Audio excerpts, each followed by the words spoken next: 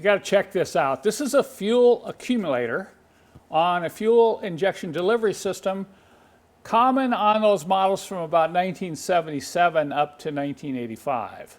It's a fairly large accumulator, and the other day I got curious because I get a lot of questions about these accumulators. I decided to take it apart and see what's inside.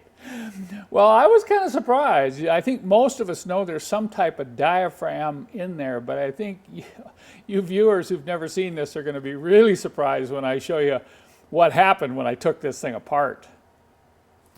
So I took a cutoff wheel and went right around the edge, and when I got right about here, something very surprising happened. Obviously, we're right. We do know that there is a diaphragm in there. Here's the diaphragm. And this is pretty amazing. This is a 1980 450 SL accumulator that's been sitting for about 5 or 6 years. Now, it's not cracked, but it is hard. It's lost its flexibility. But this was the surprise, folks. This right here. There's no way I'm going to get it back together, of course, but look at the size of this spring and look at the strength of this spring. This spring was holding this.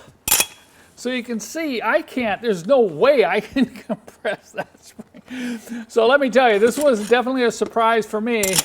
Man, that's a lot of pressure. Well, that's what's inside one of these older fuel accumulators. I just thought you viewers would like to see that. I'm not going to go into theory of operation and why they put these on. I've got other videos on that. There's more information on the internet, but I just wanted you to see and be surprised at how surprised I was.